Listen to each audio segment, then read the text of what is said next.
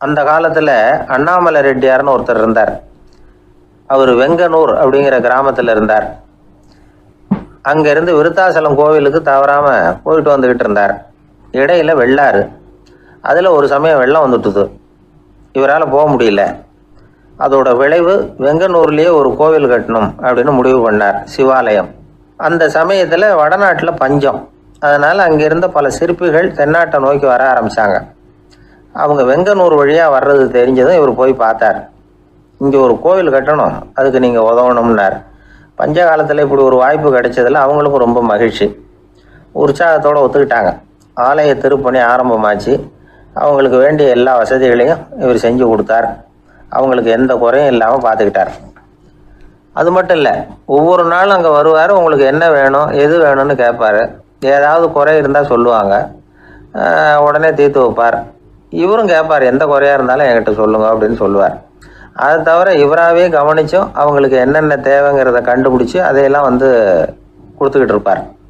என்ன தேவைன்னாலும் அதை நிறைவேற்றி வச்சுருவார். அந்த சிற்பிகளின் தலைவன் ஒருத்தன், அந்த ஆளுக்கு வெத்தலை பாக்கு போடுறது பழக்கம். இதை தெரிஞ்சுக்கிட்டு அதுக்காகவே ஒரு ஆளை ஏற்பாடு பண்ணார்.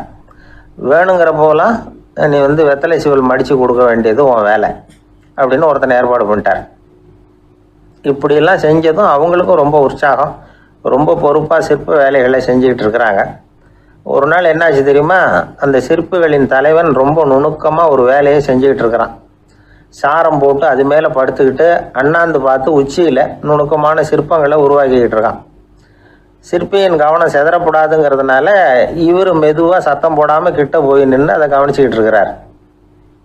அந்த சிற்பி வழக்கம் போல் வெத்தலை பாக்குக்காக இடது கையை கீழே நீட்டினான். அந்த சமயம் பார்த்து அவருக்கு தாம்பூலம் கொடுக்குறவன் அங்கே இல்லை, எங்கேயோ போயிருக்கிறான். அண்ணாமலை ரெட்டியார் என்ன பண்ணார் தெரியுமா? தனக்காக கொடுக்கப்பட்ட தாம்பூலத்தை வாங்கி சிற்பியின் கையில் கொடுக்குறார். அவன் வாங்கி போட்டுக்கிட்டான். இது என்ன இன்னைக்கு வெத்தலை சீவல் வேறு மாதிரி இருக்குது, வாசனை தாம்பூலமாக இருக்குது அப்படின்னு யோசனை பண்ணிவிட்டு கீழே திரும்பி பார்க்குறார். பார்த்தா ரெட்டியார் மறுபடியும் சிற்பி கை நீட்டும் பொழுது கொடுக்கறதுக்காக தாம்பூலத்தை மடித்து வாங்கி வச்சுக்கிட்டு தயாராக நிற்கிறார். சிற்பிக்கு அதிர்ச்சி. உடனே பொத்துன்னு கீழே குதிச்சான். ஐயா, என்ன இது நீங்களா அப்படின்னா. இவர் சொன்னார், நான் ஒன்றும் தப்பு பண்ணலையே, உன்னுடைய கை புண்ணியம் செஞ்ச கை, கோயில் கட்டுற கை, அந்த கைக்கு தாம்பூலம் கொடுக்கறதுல என்ன தப்பு அப்படின்னாராம். ஏற்கனவே பஞ்சத்தில் அடிபட்டு வந்த எங்களை நீங்கள் ஆதரித்ததே பெரிய விஷயம். இந்த செயல் என்னை ஒரு பெரிய கடனாளி ஆகிவிட்டுது. ஐயா, எங்களுக்கு உணவு உடை இதை மட்டும் நீங்கள் கொடுத்தா போதும், ஊதியம்னு எதுவும் வாங்க மாட்டோம் அப்படின்னு நானும். அந்த சிற்பி எவ்வளோ வற்புறுத்தியும் எதுவும் வாங்கிக்கலையாம். இந்த செய்தியை தமிழ் தாத்தா டாக்டர் ஊவேசா சொல்லியிருக்கிறார். அந்த காலத்தில் எப்படிப்பட்டவங்கெல்லாம் வாழ்ந்துருக்கிறாங்க பாருங்கள். இந்த காலத்தில் ஒருத்தர் கோவில் கட்டினார், வேலை செய்கிற எல்லாருக்கும் சாப்பாடு போடுவார். சிற்ப வேலை செஞ்சுட்டு சாப்பிட வர்ற ஒவ்வொருத்தர் கையையும் அன்பாக பிடிச்சி முத்தம் கொடுத்து உள்ளே அனுப்புவார். அந்த கைகளுக்கு நீங்கள் கொடுக்குற மரியாதை அது அப்படின்னு கேட்டாங்க.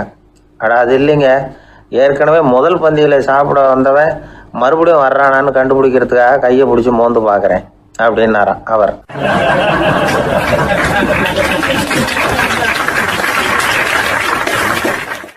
பிரம்மத்தை அறிந்தவன் பிரம்மமாகிறான் அப்படின்னு ஒரு பெரியவர் பேசினார் ஒரு கோவிலில். தைத்திரிய உபனிஷத்து அப்படி சொல்லுதான். இதை கேட்கும்பொழுது நமக்கு ஒரு சந்தேகம் வரும். அது எப்படி? பிரம்மத்தை அறிந்தவன் பிரம்மம் ஆகிறான்னா, சிங்கத்தை அறிந்தவன் சிங்கம் ஆகிறானா, தோசையை அறிந்தவன் தோசை ஆகிறானா? இப்படிப்பட்ட சந்தேகம் நமக்கு வர்றதுல ஒன்றும் ஆச்சரியம் இல்லை. இது இயற்கை. இதுக்கும் அந்த பெரியவரே பதில் சொல்றார். சிங்கம் வேற, நாம வேற. அதனால சிங்கத்தை அறிந்தவன் சிங்கம் ஆக மாட்டான். ஆனால் பிரம்மம் வேற, நாம வேற இல்லை. அதனால பிரம்மத்தை அறிந்தவன் பிரம்மமாகிறான் அப்படிங்கிறது அவரோட விளக்கம். மனிதன் அவன்தான் தான் பிரம்மங்கிறது தெரியாதனால தான் அதை வேற எங்கேயோ தேடிட்டு இருக்கிறான். கடைசியில் அது தான் தாங்கிறது புரிஞ்சுக்கிற பொழுது அவன் பிரம்மம் ஆயிடுறான். இதை விளக்கிறதுக்கு ஒரு உபநிஷத்து கதையே இருக்குது. நமக்கு தெரிஞ்ச கதை தான், ஆனால் அதை வேறு விதமான அர்த்தத்தில் விளையாட்டாக சொல்லிகிட்டு இருக்கிறோம். ஒரு சமயம் ஒரு 10 நண்பர்கள் ஒரு காட்டு வழியாக போய்கிட்டு இருக்கிறாங்க. குறுக்க ஒரு நதி, அதை கடந்து அடுத்த பக்கம் போகணும். எல்லாரும் ஒரு வழியாக கடந்து அடுத்த கரைக்கு போய் சேர்ந்துட்டாங்க. அங்கே போய் சேர்ந்ததுக்கு அப்புறம் எல்லாரும் பத்திரமா சேர்ந்துட்டோமா அப்படின்னு தெரிஞ்சுக்கிறதுக்காக எண்ணி பார்க்குறான் அந்த கூட்டத்து தலைவன். அவங்க மொத்தம் 10 பேர். ஆனால் அவன் எண்ணி பார்க்குறப்போ 9 தான் வருது. ஏன்னா அவன் தன்னை விட்டுவிட்டான். எதிரில் நிற்கிறவங்கள மட்டுமே எண்றான். ஐயோ 10வது ஆள் எங்கேங்கிறான், பதறான். சரி நீ இரு, நான் எண்ணி பார்க்குறேன்னு சொல்லிவிட்டு இன்னொருத்தன் வந்து எண்றான். அவனும் தன்னை விட்டுட்டு எண்றான். 9 தான் வருது. எல்லாரும் கொய்யோ முறையோன்னு கத்த ஆரம்பிச்சிட்டாங்க. அந்த சமயத்தில் ஒரு பெரியவர் அந்த பக்கமாக வர்றார். என்ன விஷயம்னு விசாரிக்கிறார். 10வது ஆளை 6 அடிச்சுட்டு போட்டுது அப்படின்னு சொல்லி இவங்க அழறாங்க. சரி அழாதீங்க அப்படின்னு சொல்லி அந்த தலைவனை பார்த்து இப்படி வாங்குறார். வர்றான். இப்போ எனக்கு முன்னாடி ஒரு தரம் எண்ணு பார்க்கலாம்ங்கிறார். 1 2 3ன்னு ஆரம்பித்து 9ல் வந்து முடிக்கிறான். உடனே பெரியவர் நீ தான் அந்த 10வது ஆள் அப்படிங்கிறார். இது உண்மை. நாம தான் அது. நாம தான் நம்மளை வேற எங்கேயோ தேடிட்டு இருக்கிறோம். நாம் எங்கேயோ தேடிட்டு இருக்கிறோமே, அந்த பிரம்மம் நாம தான். இப்படி ஒரு பெரிய உண்மையை விளக்கிறதுக்காக தான் அப்படி ஒரு கதை சொல்லப்பட்டது. ஆனால் அதை வந்து நாம் வேறு விதமாக வேடிக்கையாக உபயோகப்படுத்திக்கிட்டு இருக்கிறோம். எப்படி தெரியுமா? ஒரு ஆத்தங்கரையில் ஒரு 10 பேர் முழிச்சுக்கிட்டே நின்றுக்கிட்டு இருந்தாங்களாம். அந்த பக்கமாக வந்த ஒருத்தன் ஏன் இப்படி முழிச்சுக்கிட்டு நிற்கிறீங்கன்னு கேட்டிருக்கிறான். எங்களுக்கு நீச்சல் தெரியாது, நாங்கள்லாம் அடுத்த கரைக்கு போய் சேரணும் அப்படின்னாங்களாம். சரி நான் கொண்டுட்டு போய் விடுறேன். எல்லாரும் அக்கறைக்கு போய் சேர்ந்த உடனே ஆளுக்கு ₹1 வீதமாக மொத்தம் ₹10 எனக்கு கொடுக்கணும் அப்படின்ட்டுருக்கான் இவன். சரின்னு ஒத்துக்கிட்டாங்க. இவன் ஒவ்வொருத்தராக கையை பிடிச்சி மெதுவாக ஆற்றுல இறக்கி அழைச்சிட்டு போயிட்டான். 9 பேரை கரை சேர்த்துட்டான். 10வது ஆள் பாதி ஆற்றுல போயிட்டு இருக்கிறப்போ திடீர்னு வெள்ளம் வந்துட்டுது. புடி நழுவி போச்சு. கையை விட்டுட்டான். வெள்ளம் அடிச்சுட்டு போட்டுது. அழைச்சிட்டு வந்தவன் நீச்சல் அடித்து தடுமாறி கரைக்கு வந்து சேர்ந்துட்டான். கரையில் இருந்தவங்களுக்கு இந்த விஷயம் தெரியாது. இருந்தாலும் இவன் உடம்பு பூரா நனைஞ்சி கொஞ்சம் அதிகமாக மூச்சு வாங்க நின்றுக்கிட்டு இருந்தானா, ஏங்க ஏன் இப்படி மூச்சு வாங்குது, என்ன விஷயம் அப்படின்னு கேட்டாங்களாம். அதுக்கு இவன் கொஞ்சமாக அலட்டிக்காமல் சொன்னானா, வேற ஒன்றும் இல்லை, நீங்கள் கொடுக்க வேண்டிய ₹10 ₹1 குறைஞ்சி போச்சு அவ்வளவுதான் அப்படின்னானா.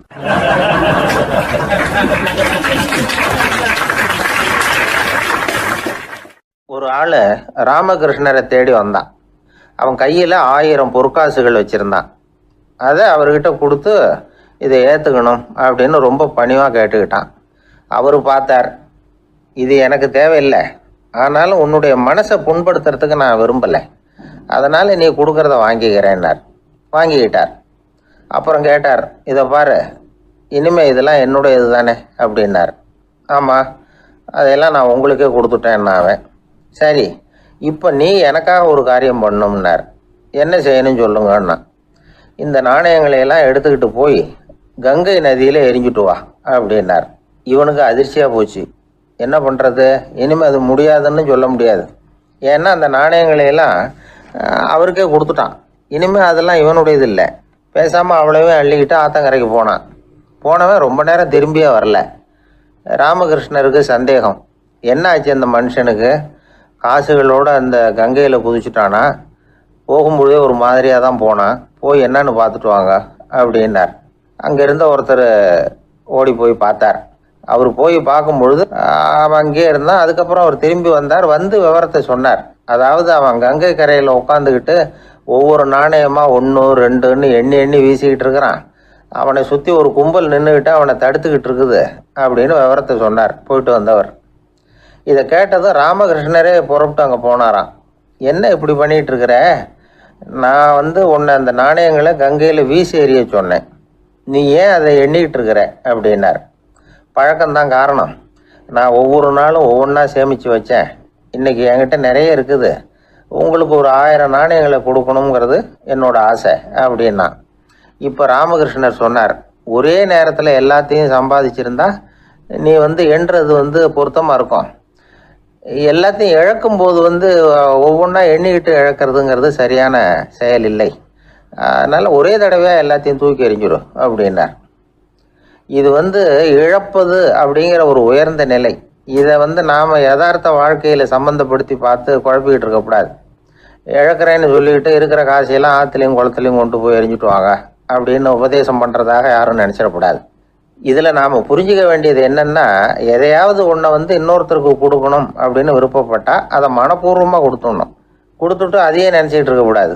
நம்மால் ஒருத்தர் ஒரு ₹100 நோட்டை தன்னுடைய நண்பர் ஒருத்தர்கிட்ட கொடுத்து, இது உனக்கு தான் வச்சுக்கோ அப்படின்னார். அவர் பார்த்தார், இது இனிமேல் எனக்கு தானே சொந்தம் அப்படின்னார். ஆமான்னார் அவர். அப்படின்னா எனக்காக நீ ஒரு உதவி செய்யணும்னார். சொல்லுங்க செய்கிறேன்னார் அவர். இந்த 100 ரூபா நோட்டை தீ வச்சு கொளுத்தி விடுனார். இவர் அதிர்ச்சியாகி அவரை பார்த்தார். இப்போ அவர் சொன்னார், நீ எனக்கு அன்பாக கொடுத்தது இது, இந்த நோட்டு கள்ள நோட்டுங்கிறது எனக்கு முன்னாடியே தெரியும், சீக்கிரம் கொளுத்தி விடு, அதுதான் நம்ம 2 பேருக்குமே நல்லது அப்படின்னாராம் அவர்.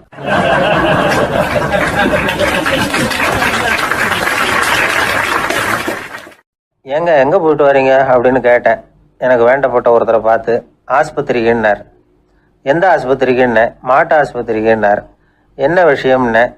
மாமனாருக்கு உடம்பு சரியில்லை, அதுதான் மாட்டு ஆஸ்பத்திரிக்கு போயிட்டு வரேன்னார். அட பாவி, அதுக்கு அந்த ஆஸ்பத்திரிக்கா போவாங்க அப்படின்னு ஆச்சரியமா. அட அது இல்லைப்பா, முதல்ல எங்கள் குடும்ப டாக்டர் தான் தேடிக்கிட்டு போனேன். அவர் அந்த நேரத்தில் அவர் வளர்க்குற நாய்க்குட்டிக்கு உடம்பு சரியில்லைன்னு சொல்லி அதை தூக்கிக்கிட்டு மாட்டு ஆஸ்பத்திரிக்கு போயிட்டாராம் சொன்னாங்க. அதனால் அங்கே போய் அவரை சந்தித்து விஷயத்தை சொல்லிவிட்டு வர்றேன்னார். அப்புறம் தான் எனக்கு கொஞ்சம் நிம்மதியாக இருந்தது. பொதுவாக நமக்கு தெரிஞ்ச வரையில் டாக்டர்கள் 2 வகை. நமக்கு வைத்தியம் பண்ணுற டாக்டர்கள் ஒரு வகை, நம்மக்கிட்ட இருக்கிற ஆடு மாடு கோழிக்கு வைத்தியம் பண்ணுற டாக்டர்கள் ஒரு வகை. இப்போ தான் எனக்கு தெரியும் இன்னொரு வகையான டாக்டர்களும் உண்டுங்கிறது. அது யாருன்னா பூச்சிகளுக்கு வைத்தியம் பண்ணுற டாக்டர்கள், அதாவது பூச்சி டாக்டர்கள். வெளிநாடுகளில் அப்படிலாம் கூட சில பேர் இருக்கிறாங்க. பிரிட்டனில் யார்க்ஷயர் வட்டாரத்தில் ராதர்ஹாம் அப்படின்னு ஒரு ஊர். அங்கே ஒரு விலங்கியல் மருத்துவர் பேர் டாக்டர் லான்ஸ் ஜெப்சன். அவர் ஆஸ்பத்திரி வாசலில் பார்த்தீங்கன்னா தினமும் நிறைய பேர் நின்றுக்கிட்டு இருப்பாங்க. கையில் கண்ணாடி குடுவை, தகர டப்பா இப்படி ஏதாவது இருக்கும். அதுக்குள்ளே ஏதாவது பூச்சிகள் இருக்கும். அதுக்கு வைத்தியம் பண்ணுறதுக்காக வந்தவங்க தான் அவங்க எல்லாம். சிலந்தி பூச்சி, பல்லி, தேளு, பாம்பு இப்படி ஏதாவது இருக்கும். பொழுதுபோக்காக சில பேர் நாய், பூனை, கிளி, மைனா, புறா இப்படி ஏதாவது வளர்க்குறாங்கல்ல, அது மாதிரி இப்போல்லாம் தேளு, பல்லி, பாம்பு, பூச்சி இதையெல்லாம் வளர்க்க ஆரம்பிச்சிட்டாங்களாம். இது ஒரு புது ஃபேஷன். இப்போ கூண்டுக்குள்ளே டப்பாக்குள்ளே போட்டு வளர்க்குறது, அதுக்கு ஏதாவது நோய் வந்துட்டுதுன்னா வைத்தியம் பண்ணுறதுக்கு டாக்டர்கிட்ட வந்துட வேண்டியது, இப்படி இந்த பழக்கம்லாம் நிறையா வந்துட்டுது. ரத்தம் உறிஞ்சிற அட்டைகள் கூட இவங்ககிட்ட வைத்தியத்துக்கு வருதான். சிலந்திகளில் செங்கால் சிலந்தின்னு ஒரு வகை. மத்திய அமெரிக்க காடுகளில் இது அதிகம். சிலந்திகள்லேயே ரொம்ப விலை உசந்தது இந்த ரகம்தான். கால்களில் சிவப்பு கோடுகள் இருக்கும். இந்த இனம் இப்போ குறைஞ்சிக்கிட்டே வர்றதுனால சர்வதேச விதிகளின்படி இவற்றின் ஏற்றுமதி இறக்குமதிக்கு தடை விதிக்கப்பட்டிருக்குது. அதனால் இதை வளர்க்குறவங்க வீட்டுக்குள்ளேயே இனவிருத்தி மூலமாக பெருக்கி விற்பனை பண்ணிட்டு வராங்களாம். அந்த வகை சிலந்திகள் தான் இப்போ வைத்தியத்துக்கு அதிகமாக வருதான். சரி, இதுக்கெல்லாம் எப்படி வைத்தியம் பண்ணுறாங்க? முதல்ல அதை குளிர்பதன பெட்டியின் வழுவழுப்பான சுவரில் விட்ட உடனே அதெல்லாம் மெதுவாக இறங்கி வரும். அப்போ அதன் நோயை கண்டுபிடிக்கிறது சுலபம். அப்புறம் அதுக்கு கிருமிகளை கொல்லக்கூடிய மருந்துகளையோ வலி நிவாரண மருந்துகளையோ கொடுப்பாங்க. கால் உடைஞ்ச சிலந்திகளுக்கு பசையை கொண்டு ஆப்ரேஷன் பண்ணுவாங்க. சில சிலந்திகளுக்கு உடைஞ்ச காலை எடுத்துட்டா புதிய கால் வளர்ந்துடும். சிலந்திகளை மனிதர்கள் கையில் எடுக்கிறப்போ அது பயந்து போய் கீழே குதிக்குது. அதனால் கால் உடஞ்சி விடுது, இல்லைன்னா வயிறு சேதமடையுது. அந்த நிலைமையில் வர்ற சிலந்திகளுக்கு மயக்க மருந்து கொடுத்து ஆப்ரேஷன்லாம் கூட பண்ணுறாங்களாம். பார்த்தீங்களா பூச்சிகளுக்கு வந்த வாழ்வே. நம்ம ஊர்லேயும் வீடுகளில் பூச்சிகள் வளர்க்குறது உண்டு.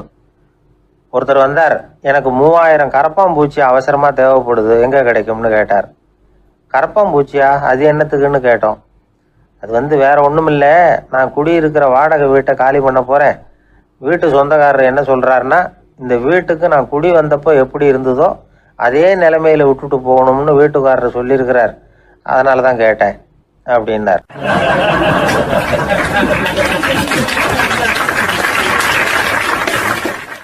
ஒரு தந்தை தன்னோட பிள்ளைய ரொம்ப தைரியசாலியாக வளர்க்கணும்னு ஆசைப்பட்டார். அதுக்காக அவனை கூப்பிட்டு உட்கார வச்சு இப்படி உபதேசம் பண்ணார். இதை பாருப்பா, நான் உன்னாட்டம் இருக்கிறப்போலாம் எதுக்கும் பயப்பட மாட்டேன், ரொம்ப துணிச்சலாக இருப்பேன். ஒரு நாள் ஒரு அப்பாவி எலிய ஒரு பூனை துரத்திட்டு ஓடிச்சு. நான் உடனே என்ன செஞ்சேன் தெரியுமா? அந்த பூனையை பிடிச்சேன், அது வாலில் ஒரு பட்டாசு சரத்தை கட்டினேன், கொளுத்தி விட்டேன், படபடன்னு வெடிக்க ஆரம்பிச்சுட்டுது. அது துள்ளிக்கிட்டு அங்கேயும் இங்கேயும் ஓடி இருக்கு பாரு ஓட்டம், ரொம்ப தமாஷு அப்படின்னார் அப்பா. இப்படி சொல்லிவிட்டு பையனை பார்த்து, இதை கேட்கறதுக்கு உனக்கும் துணிச்சல் வருதா? நான் என்னுடைய செயலை நீ கேட்குறப்போ உனக்கு துணிச்சல் வருதா அப்படின்னு கேட்டார். வருதுன்னா பையன். எப்படின்னா அப்படிங்கிற விவரத்தையும் சொன்னான் அவன். அதாவது எலியை விரட்டினத்துக்காக பூனை வாலில் பட்டாசு கொளுத்துனீங்க நீங்கள், பூனையை விரட்டினத்துக்காக உங்கள் கழுத்தில் பட்டாசு சரத்தை மாட்டினா என்னென்னு தோணுது எனக்கு அப்படின்னு நான் பையனோட துணிச்சல் அப்பாவையே நடுங்க வச்சுட்டுது. அது சரி, ஒரு அப்பா பிள்ளைக்கு இப்படியா உபதேசம் பண்ணுறது? எல்லாருக்கிட்டையும் அன்பா பழகிறது எப்படி அப்படின்னு சொல்லி கொடுக்கணும். பிஞ்சு உள்ளங்கள்ல நஞ்ச தூவலாமா? ஒரு நாள் விநாயகர் ஒரு பூனையோட விளையாடிக்கிட்டு இருந்தாராம். அப்படி ஆசையாக விளையாடிக்கிட்டு இருந்தப்ப அவரோட கை நகம் தவறுதெல்லாம் பூனையோட முகத்தில் பட்டுட்டு தான் அது ஒரு சின்ன கீறலை உண்டாகி விட்டுது. அப்பா அவர் அதை ஒரு பெருசாக நினைக்கல. கொஞ்ச நேரத்துக்கு அப்புறம் விநாயகர் வீட்டுக்கு வந்தார். அவங்க அம்மா பார்வதி தேவியை பார்த்தார். பார்வதி தேவி கன்னத்தில் விரலால் கீறினது மாதிரி ஒரு அடையாளம் இருந்தது. விநாயகருக்கு அதிர்ச்சி, ஆச்சரியம். நம்ம அம்மா இந்த உலகத்துக்கே தாயார். அப்பேற்பட்ட அவங்க முகத்திலேயே கீறலை உண்டாக்கக்கூடியவங்க யாராக இருக்க முடியும் அப்படின்னு யோசனை பண்ணார். தாயே, உன்னுடைய கன்னத்தில் இந்த வடு எப்படிம்மா ஏற்பட்டதுன்னு கேட்டார். குழந்தாய், இது நீ செஞ்ச காரியம்தான்ப்பா. உன்னுடைய கை நகம் கீறினதுனால ஏற்பட்ட வடு தான் இது அப்படின்னாங்க அவங்க. விநாயகர் திடுக்கிட்டு போட்டார். எப்படிம்மா அது? நான் எந்த காலத்துலேயும் ஒன்று அப்படி கீறினதாக எனக்கு நினைவு இல்லையே அப்படின்னார். இன்னைக்கு காலையில் ஒரு பூனையை கீறினதை நீ மறந்துட்டியா அப்படின்னாங்க அந்த அம்மா. விநாயகர் திகைச்சு போய் நின்னார். பார்வதி தேவி சொன்னாங்க, இதை பார்ப்பா, இந்த உலகத்தில் இருக்கக்கூடிய எல்லா உயிர்கள்லேயும் நான் இருக்கிறேன். நான் தான் இந்த உலகமாக ஆகியிருக்கிறேன். ஆகையினால நீ யாரை துன்புறுத்தினாலும் அது உண்மையிலேயே என்ன துன்புறுத்தினதாக தான் வந்து முடியும் அப்படின்னாங்க. விநாயகர் மனசுக்குள்ளே ஒரு வெளிச்சம் ஏற்பட்டு தான். அதுக்கப்புறம் அவர் யாரையுமே கல்யாணம் பண்ணிக்காததுக்கு அதுதான் காரணமா. இந்த உலகத்தில் எல்லாரையும், இங்கே இருக்கிற எல்லாத்தையும் தாயின் வடிவமாக அவர் பார்க்க ஆரம்பிச்சிட்டாராம். குருதேவர் ராமகிருஷ்ணர் இந்த கதையை எடுத்து சொல்லியிருக்கிறார். நபிகள் நாயகம் ஒரு தடவை ஒரு நாற்காலியில் உட்காந்து என்னமோ யோசனை பண்ணிட்டு இருந்திருக்கிறார். அப்போ அவரோட உடையில் ஒரு கீழ்ப்பகுதி தரையில் படிஞ்சு கிடந்திருக்குது. அங்கே விளையாடிக்கிட்டு இருந்த ஒரு பூனை அது மேலே வந்து படுத்து தூங்கி போயிடுச்சு. தொழுகை செய்ய வேண்டிய நேரம் வந்துட்டது. நபிகள் நாயகம் எழுந்திரிக்க பார்த்தார். அப்போ தான் பூனை தன்னோட உடை மேலே படுத்து தூங்கிட்டு இருக்கிறது கண்ணில் படுது. பூனையோட தூக்கத்தை கலைக்க விரும்பல அவர். தன்னுடைய சகோதரியை கூப்பிட்டார். ஒரு கத்திரிக்கோள் எடுத்துகிட்டு வர சொன்னார். பூனை படுத்திருந்த உடை பகுதி மட்டும் இருக்குல்ல, அதை மட்டும் அதோட கத்திரிச்சு விட்டுட்டு அதுக்கப்புறம் அவர் எழுந்திரிச்சு தொழுகைக்கு போனாராம். அதாவது பிற உயிர்கள்கிட்ட எப்படி அன்பு காட்டணுங்கிறத பெரியவங்க எவ்வளவோ விதத்தில் நமக்கு எடுத்து காட்டியிருக்கிறாங்க. இருந்தாலும் எத்தனை பேர் மனசில் அதெல்லாம் உரைச்சிருக்குது? நாமளும் நம்ம ட்ரெஸ்ஸு மேலே ஒரு பூனை படுத்திருந்தா ஒரு கத்திரிக்கோலை தான் தேடுவோம், எடுத்துகிட்டு வர சொல்லுவோம். துணியை வெட்டுறதுக்கு பதிலாக இல்லை அதோட வாழை வெட்டினா என்ன அப்படின்னு தோணும். ஒரு ஆள் ரொம்ப பிரியமாக ஒரு பூனையை ஆற்றுல குளிப்பாட்டிக்கிட்டு இருந்தானா. எப்படி? அந்த பூனையை ஆற்று தண்ணியில் அமுக்கி அமுக்கி குளிப்பாட்டிக்கிட்டு இருக்கிறான். அந்த வழியாக போன பெரிய ஒருத்தர் இதை பார்த்தார். இதை பார்ப்பா, பூனையை அது மாதிரி ஆற்று தண்ணியில் அமுக்கி குளிப்பாட்டாத, மூச்சு திணறி செத்து போடும் அப்படின்னு அட்வைஸ் பண்ணார். நீ போய் அவன் வேலையை பார்த்துக்கிட்டு, எனக்கு எல்லாம் தெரியும்னா இவன். சரின்னு அவர் போயிட்டார். கொஞ்ச நேரம் கழித்து அவரே அந்த வழியாக திரும்பி வந்துக்கிட்டு இருந்தார். ஆற்றுல பூனையை குளிப்பாட்டிக்கிட்டு இருந்தவன் அழுதுகிட்டு உட்காந்துருக்கிறான். பக்கத்தில் அந்த பூனை செத்து கிடக்குது. இதை பார்த்தார் பெரியவர். நான் தான் அப்போவே சொன்னேனே அந்த பூனையை ஆற்றுல நினைக்காதேன்னு, அதை கேட்டிருந்தா இப்படி ஆயிருக்குமா அப்படின்னார். அந்த ஆள் கோபமாக இவரை முறைச்சி பார்த்தான். அட போய்யா, இந்த பூனை ஆற்றுல குளித்ததுனால ஒன்றும் செத்து போகல, குளித்ததுக்கு அப்புறம் அதோட உடம்பு ஈரமாக இருக்குதுன்னு அதை புழிஞ்சேன், அதனால தான் இப்படி ஆயிட்டுது அப்படின்னு நானா.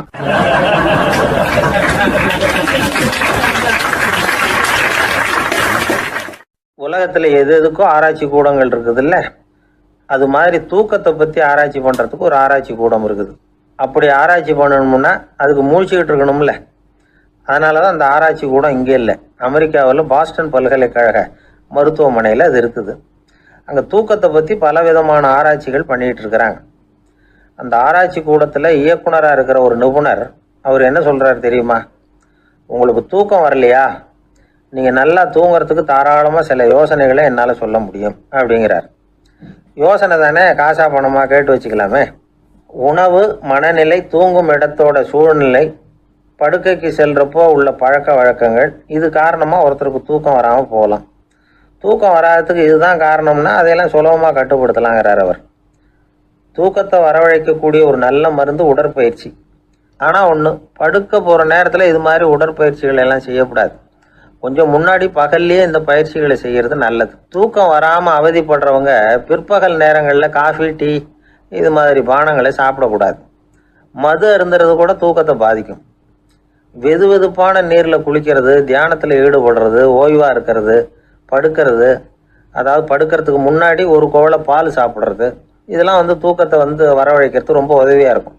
இன்னொரு விஷயம் என்னென்னா, தூங்கி ஆகணுமேங்கிற கவலை வேண்டியதில்லை. அப்படி நினச்சி கவலைப்படுறதை விட்டுடணும். தூக்கம் வரலையா, உடனே படுக்கையை விட்டு எழுந்திரிக்க வேண்டியது. வெளியில் வாங்க, வேறு ஏதாவது வேலையில் ஈடுபடுங்க, கொஞ்சம் நேரம் உலாவுங்க, அல்லது ஏதாவது ஒரு புஸ்தகத்தை எடுத்து படிங்க. களைப்பு ஏற்பட்டால் மறுபடியும் படுக்கைக்கு போங்க, தூக்கம் தானாக வந்துடும்.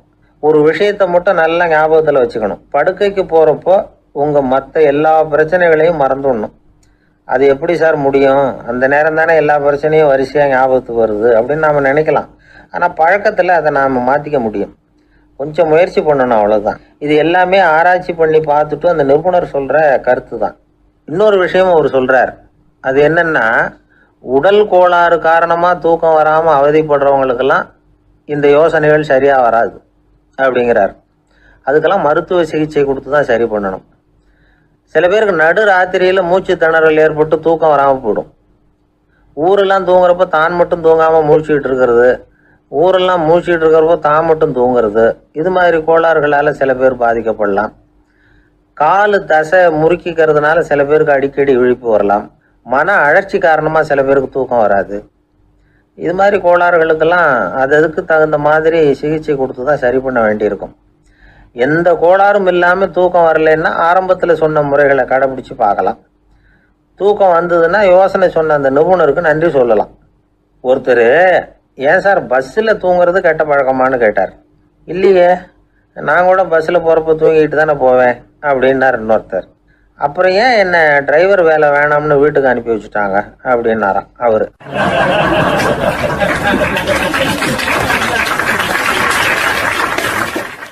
ஒருத்தரை பார்த்து உன்னுடைய நண்பர்கள் யார் அப்படின்னு ஒரு கேள்வி கேட்டு பாருங்க.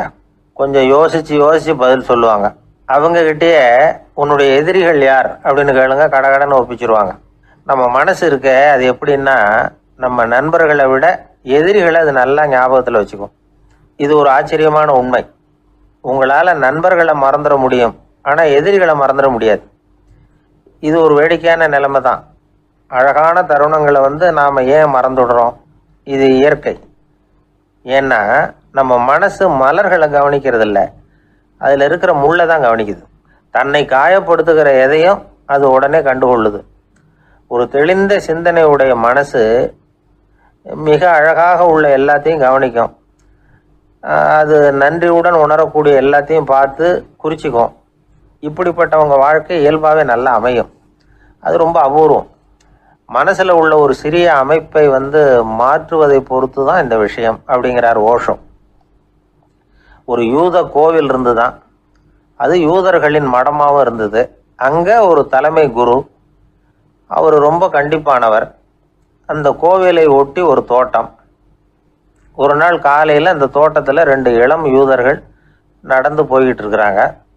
காலையில் 1 மணி நேரம், மாலையில் 1 மணி நேரம் அவங்க அந்த தோட்டத்தில் நடக்கிறதுக்கு அனுமதி உண்டு. மற்ற நேரங்களில் அவங்க மத புத்தகங்களை படிக்கணும், பிற விதிமுறைகளை கடைபிடிக்கணும். அந்த 2 பேருமே தொடர்ந்து புகைப்பிடிக்கிற பழக்கம் உள்ளவங்க. ஆனால் கோவில் மடத்தில் இருக்கிறப்போ அவங்க புகைப்பிடிக்க முடியாது, அது கடுமையான குற்றம். சரி, நாம் தோட்டத்தில் இருக்கிறப்போவாவது புகைப்பிடிக்கலாமா அப்படின்னு ஒரு ஆசை அவங்க 2 பேருக்குமே. இருந்தாலும் பயம். இப்படி கேட்டால் மத குரு என்ன சொல்லுவாரோ அல்லது என்ன செய்வாரோங்கிற பயம். இப்படியே கொஞ்ச நாள் ஆச்சு. ஒரு நாள் இந்த 2 பேரில் ஒருத்தன் ரொம்ப கலங்கி போய் அந்த கோவிலில் இருந்து வெளியில் வந்துக்கிட்டு இருந்தான். வந்தவன் நேராக தோட்டத்து பக்கம் போனான். அங்கே இன்னொருத்தன் ஆனந்தமாக புகை பிடிச்சிக்கிட்டு இருக்கிறான். அதை பார்த்து தான் இவனுக்கு அதிர்ச்சி. அட கடவுளே, என்ன இது, நீ கேட்காமலே ஆரம்பிச்சிட்டியா அப்படின்னா. இல்லை நான் கேட்டுவிட்டு தான் ஆரம்பிச்சிருக்கேன்னா அவன். அப்படியா, என்ன மனுஷன் இவர், நானும் தான் கேட்டேன், என்னை கண்ணாமுன்னான்னு திட்டி விட்டார். இது என்ன கோவிலா இல்லை நரகமா? உனக்கு புகை பிடிக்கணும்னு ஆசையாக இருந்தால் நரகத்துக்கு போகணும்னு சொல்லிவிட்டார். அது சரி, உன்னை மட்டும் எப்படி அனுமதிச்சார் அப்படின்னு கேட்டான் இவன். அவன் சிரிச்சுக்கிட்டே, நீ எப்படி கேட்ட சொல்லு அப்படின்னா. நாம் இந்த தோட்டத்துக்கு வர அனுமதிக்கப்பட்டிருக்கிறதே ஜபத்துக்காகத்தானே, அதனால் நான் ஜபம் சொல்லும் பொழுது புகை பிடிக்கலாமா அப்படின்னு கேட்டேன். அதுக்கு தான் அவர் சத்தம் போட்டு என்னை அடிக்கவே வந்துட்டார் அப்படின்னா இவன். நீ ஒரு மாதிரியாக கேட்டிருக்க, நான் வேற மாதிரியாக கேட்டிருக்கிறேன். ஜெபம் சொல்லும்போது புகை பிடிக்கலாமான்னு நீ கேட்டிருக்க. ஐயா, புகை பிடிக்கும் பொழுது ஜெபிக்கலாமா அப்படின்னு நான் கேட்டேன். அதில் தப்பு ஒன்றும் இல்லை அப்படின்னு பதில் சொல்லிட்டார் அப்படின்னா. ஒரு சிறிய மாற்றம்தான் அது மிகப்பெரிய மாறுதலை ஏற்படுத்தி விட்டது. மனசு நல்ல விதமாக